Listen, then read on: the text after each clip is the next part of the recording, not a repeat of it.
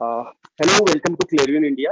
अभी हमारे साथ डॉक्टर कफील खान हैं कि बीआरडी मेडिकल कॉलेज गोरखपुर में जिस तरह का एक इंसिडेंट हुआ था, वहां पर बच्चों को ऑक्सीजन की वजह से कई बच्चे मारे गए थे और उसके बाद उनके ऊपर कई तरह के केसेस लगे थे और उन्होंने एक लंबा वक्त जेल में बिताने के बाद लगातार वो सुर्खियों में बने रहे हैं। अभी 9 तारीख को डॉक्टर कफील को लेकर एक यूपी सरकार ने उनको बर्खास्त कर दिया है। बीआरडी जो हॉस्पिटल है वहां से, इसी मामले पर हम उनसे बात करने के लिए और भी कई चीजें हैं जिस पर डिस्कस करेंगे। सर, सबसे पहले तो ये जो नया डेवलपमेंट है इस इशू में, ये क्या है, थोड़ा आप डिस्क्राइब करिए। Hi everyone. 9 नवंबर को इन्होंने एक ऑर्डर पास किया है, हालांकि मुझे नहीं दिया था, ना ही कोर्ट को दिया। 10 तारीख को कोर्ट में भी हियरिंग थी, क्योंकि ये मैटर सब जुडिशियल है। हम इलाहाबाद हाई कोर्ट गए हुए हैं अपने सस्पेंशन के खिलाफ। बहरहाल मुझे ये 9 नवंबर को ये principal secretary medical education Alok Kumar sir का ये ऑर्डर है, जो कि मुझे 20 तारीख को मिला है, और जिसमें मुझे ये कहते हुए टर्मिनेट कर दिया गया है कि मैं 2014 और 2016 में प्राइवेट प्रैक्टिस करता था। हालांकि आरोप तो बहुत लगे थे मेडिकल नेग्लिजेंस के, करप्शन के, लेकिन उन्होंने इस रिपोर्ट में भी मुझे वो क्लीन चिट दे दी है। ये राहत की बात है। तो ये नया डेवलपमेंट है कि 8 लोगों को सस्पेंड किया गया था, 7 लोगों को नौकरी पर रख दिया गया है। मेडिकल कॉलेज में 168 डॉक्टर हैं, 5000 एम्प्लॉई हैं, सिर्फ बलि का बकरा एक ही मिला है। और मेन वजह जो थी कि जो सप्लायर का पैसा नहीं हुआ था, इस वजह से 63 बच्चे मर गए थे। 68 लाख रुपए उसका ड्यू था। और मेन जो 14 लेटर उन्होंने सप्लायर ने चीफ मिनिस्टर और हेल्थ मिनिस्टर और सारे अधिकारियों को लिखा था कि मेरा पैसा दे दो, नहीं तो मैं ऑक्सीजन बंद कर दूंगा, उसका जवाब नहीं दे पाए। और वो मुझे लगता है ये सारे गुनाहगार हैं, और इनको बचाने के लिए इन्होंने एक कुर्बानी किसी को देनी थी और मेरी चुनी है। सर, ये जो ऑर्डर आया है आपकी बर्खास्तगी का, इसका एग्जैक्ट ये क्या कह रहा है? मतलब इसके टेक्निकलिटीज क्या है इसकी, क्यों आपको बर्खास्त किया गया? आप थोड़ा समझाएंगे हमें? इन्होंने मुझ पे 4 आरोप 22 अगस्त 2017 को मुझे सस्पेंड किया गया था, और मुझ पे ये आरोप लगाए गए थे। 4 आरोप कि पहला एक ही कि मैं प्राइवेट प्रैक्टिस करता था।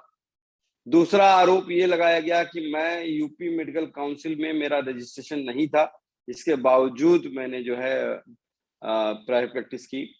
तीसरा ये आरोप था कि मैं वहां पे मौके पे मौजूद होने के बावजूद अपने उच्च अधिकारी को नहीं बताया, और एक चिकित्सा लापरवाही है ये, जिसकी वजह से बच्चे मरे।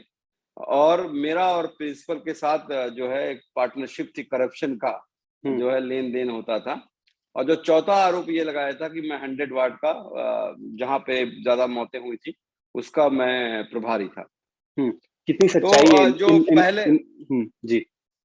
मैं देखिए, मैं अपनी सच्चाई अपने से बयान नहीं करना चाहता। मैं इन्हीं के पेपर से इन्हीं की बातों को बताना चाहूंगा, क्योंकि सच्चाई तो पूरी दुनिया को मालूम है। जैसे मैंने कहा कि 168 डॉक्टर थे और 5000 एम्प्लॉय थे, और उनका भी क्या दोष जब लखनऊ से ही पैसा नहीं आया है। ये इनकी रिपोर्ट के हिसाब से 8 अगस्त 2016 के पश्चात आरोपी अधिकारी द्वारा प्राइवेट प्रैक्टिस किए जाने का कोई साक्ष्य अभिलेखों में नहीं है। यानी कि 8 अगस्त 2016 के बाद मैं प्राइवेट प्रैक्टिस नहीं करता था। 8 अगस्त 2016 के पहले ये कह रहे हैं मैं करता था। तो मैं आपको बता दूं, और आपके क्लेरॉन के थ्रू आपके व्यूवर्स को भी बता दूं कि मैंने BRD medical college as a permanent employ 8 अगस्त 2016 को ज्वाइन किया था। तो उससे पहले मैं क्या करता था, इससे सरकार को कोई मतलब नहीं होना चाहिए, खासकर उत्तर प्रदेश सरकार को। दूसरा जो आरोप लगाया गया कि मैं यूपी मेडिकल काउंसिल में रजिस्ट्रेशन नहीं था, फिर भी मैं जो हूँ नौकरी ली मैंने। तो मैं बता दूं कि ये इन्होंने खुद लिखा हुआ है पेज नंबर 7 में। ये रिपोर्ट मैं आपको व्हाट्सएप कर दूंगा, आप उसको जो है स्क्रीनशॉट पे लगा सकते हैं। Every person whose name in for the time being born on the Indian Medical Council register shall be entitled according to his qualification to practice as a medical practitioner in any part of India। यानी कि आप अगर medical council of India में registration आपका है, तो आप पूरे इंडिया में कहीं भी नौकरी कर सकते हो। तो अब वही वाली बात है कि जो है यूपी मेडिकल काउंसिल, यूपी जो है इंडिया में आता है और जब मेरा registration medical council of India में है, तो मैं कहीं भी अपनी जॉब कर सकता था एज अ डॉक्टर। लेकिन फिर भी इन्होंने कहा है कि आपका यूपी में नहीं था, इसलिए आपको आरोप सिद्ध होते हैं। तीसरे आरोप के बारे में कि जैसे मैंने कि घटना पे मौजूद रहने के बावजूद ऑक्सीजन की कमी के बारे में लोगों को नहीं बताया और प्रिंसिपल के साथ इनकी सांठगांठ दी। इसके बारे में देखिए क्या लिखते हैं कि गोरखपुर में जूनियर प्रवक्ता के बाल रोग में नियुक्ति के उपरांत, मतलब मेरा सबसे जूनियर मोस्ट डॉक्टर था उस वक्त जो है 2017, अब तो 4 साल हो गए था। कॉलेज में लिक्विड ऑक्सीजन के रख रखाव, टेंडर, भुगतान, ऑर्डर, सप्लाई और प्रबंध में याचिकाकर्ता की कोई भूमिका नहीं है।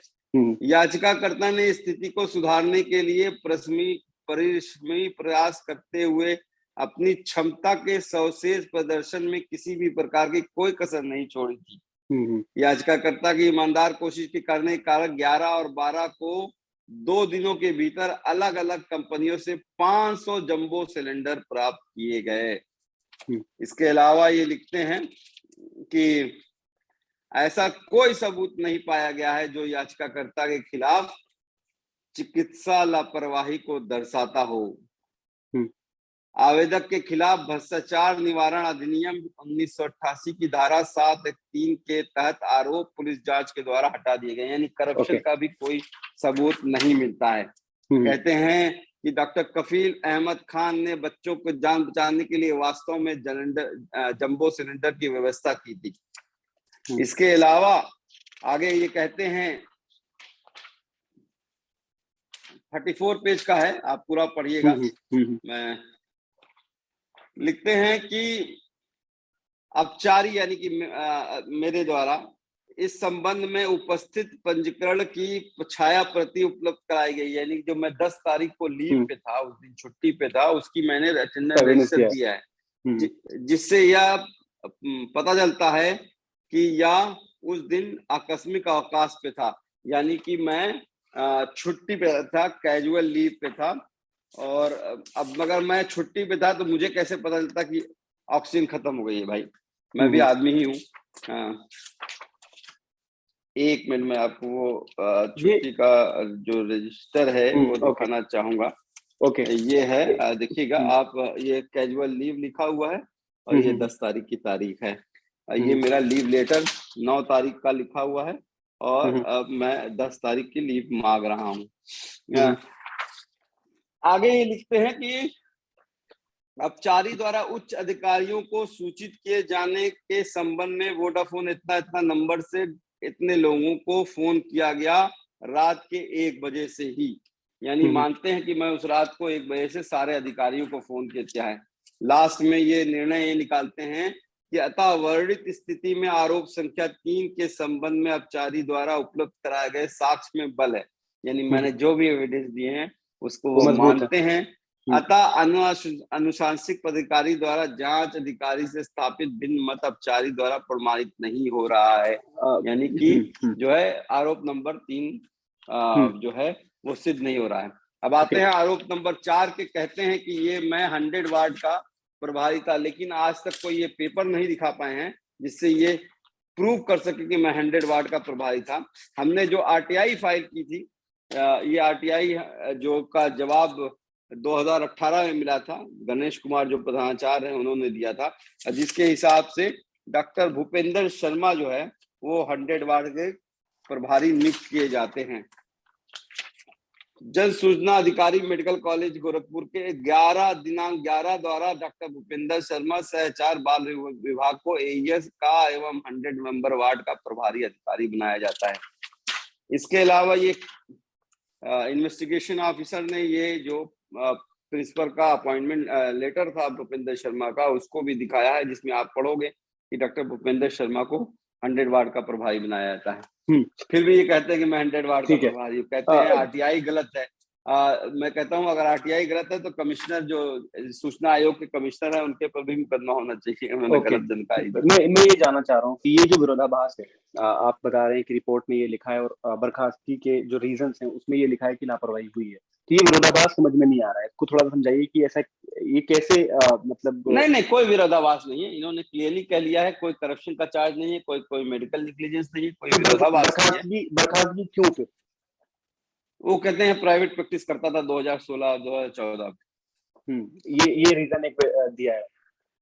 जी जी, इन्होंने ये लिखा हुआ है लास्ट में आखिरी पन्ने पे कि ये लास्ट पन्ना आप अगर पढ़ोगे 31 नंबर का, कि प्राइवेट प्रैक्टिस किए जाने की वजह से सरकारी नियम 3 के को ये उल्लंघित करते हैं, इसलिए इनको रिमूव किया जा रहा है।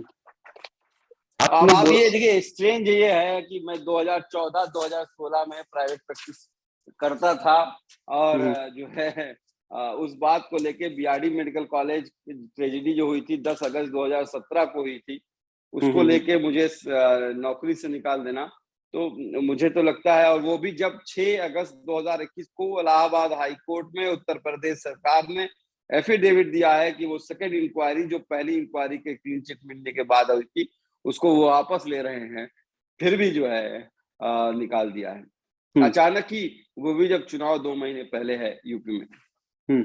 तो अभी आप क्या स्टेप लेने वाले हैं, क्या सोच रहे हैं आप इसको लेकर, और किस तरह से? पेपर आ गया है, मैंने अपने एडवोकेट को पेपर दे दिया है और वो रीड कर रहे हैं, रीड तैयार कर रहे हैं। इंशाल्लाह जो है 7 दिसंबर को हमारी डेट है इलाहाबाद हाई कोर्ट में, उस वक्त हम लोग रिट फाइल कर देंगे। एक सवाल ये था कि लगातार जिस तरह से आप जेल में भी रहे हैं और बहुत यातनाएं आपने सही उस दौरान, उसके बाद आप बाहर आ गए थे, आपको जमानत मिल गई थी। ये जो पूरा वक्त बीता है आपका 3 या 4 साल का, किस तरह से देखते हैं इसको? और अभी भी वो चीज खत्म नहीं हो रही है, वो लगातार चल रही है, ये इसका क्या रीजन लगता है आपको? ना सिर्फ मेरे लिए, ना सिर्फ मेरे लिए, पूरी फैमिली के लिए ये 4-5 साल बल्कि अब तो 5 साल होने जा रहे हैं, बहुत ट्रेजेडी वाले थे। मेरी अम्मी जान जब कहते हैं कोरोना के टाइम बाहर नहीं निकलना चाहिए था, तो उस वक्त योगी सरकार ने एनएसए लगा दिया था, तो अलीगढ़ से लेके इलाहाबाद दिल्ली के चक्कर लगाती थी। मेरे भाई को वहां गोली मारी गई जहां चीफ मिनिस्टर खुद मौजूद थे, 500 मीटर की दूरी पे। 3 साल हो गए हैं, ना इन्वेस्टिगेशन हुई है, ना कोई अरेस्ट हुआ है, ना चार्जशीट दाखिल हुई है। फाइनेंशियली तोड़ दिया, 5 साल में 500 दिन जेल रखा, एनएसए लगाया ये कहते हुए कि मेरा भाषण जो था भड़काऊ था। हालांकि हाई कोर्ट और सुप्रीम कोर्ट ये कहता है कि मैंने देश तोड़ने वाला नहीं, देश जोड़ने वाला भाषण दिया, मैं तो एकता का संदेश दे रहा था। तो मुझे ये लगता है कहीं ना कहीं से कि जो मैं 63 बच्चों की बात रखता हूं और जो ये लेटर दुनिया को दिखाता हूं कि जो क्यों ये बीआरडी ऑक्सीजन ट्रेजेडी हुई, ये आप अगर लेटर आपको मैं भेज दूंगा। ये देखिए 6 अप्रैल का लेटर है, 6 अप्रैल 2017 का, और लिखा गया है चीफ मिनिस्टर को और हेल्थ मिनिस्टर को पुष्पा सेल के द्वारा कि मुझे मेरा पैसा वापस कर दो, 5 महीने पहले, जब घटना से 5 महीने पहले। इसके अलावा जो है एक लेटर 9 अगस्त 2017 को खुद पुष्पा सेल के मालिक ने, देखिए ये 9 अगस्त 2017 का लेटर है, ये माननीय मंत्री जी चिकित्सा शिक्षा को दिया गया है, और इसमें साफ साफ लिखा गया है कि 24 घंटे की सिर्फ ऑक्सीजन बची है, तो चाहते तो बच्चों को बचा सकते थे।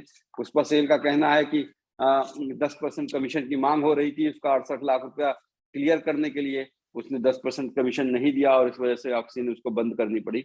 बहरहाल जो भी रीजन हो, एक इंक्वायरी होनी चाहिए। और मैं उन 63 माँ बाप को, चूंकि मेरे सामने 400 बच्चे थे, 63 बच्चों ने मेरे सामने दम तोड़ा, मैं बार बार आवाज उठाता रहता हूँ कि अगर कोर्ट ये कहता है कि डॉक्टर कफील मर्डरर नहीं है, अगर आपकी इंक्वायरी कमेटी कहती है कि डॉक्टर कफील का कोई दोष नहीं है, तो अल्टीमेटली उस 63 बच्चों को किसने मारा? शायद ये सवाल खटकता है योगी सरकार को, क्योंकि उनके अपने मंत्री, अपने अधिकारी इसमें शामिल है। ओके, अभी जुडिशरी से क्या होप है आपको कि आपके इस मामले में, जो ये बर्खास्तगी का मामला है, आपको क्या लगता है कि क्या आपको इसमें इंसाफ मिलेगा? मेरे एडवोकेट ने कहा है, चूंकि सरकार ने जो सरकारी नियम वाली सर्विस की जो रूल्स होते हैं उसको फॉलो नहीं किया गया है, 1 2 3 5 4 5 6 7 8 9 10 स्टेप्स होते हैं, इन्होंने 1 स्टेप और सीधे 10वें स्टेप पे कूद गए, तो राहत तो जरूर मिल जानी चाहिए। और जुडिशरी पे मुझे भरोसा है, हमेशा से मुझे जुडिशरी से राहत मिली है, हालांकि कब देर में मिलती है, लेकिन मिलती है। हाँ, हमसे बात करने के लिए बहुत बहुत शुक्रिया कपिल साहब आपका। और लगातार क्लियर इन इंडिया पर जिस तरह की रिपोर्ट्स और अपडेट्स हम दे रहे हैं उसके साथ जुड़े रहिए। Thank you. Thank you, thank you, thank you भाई।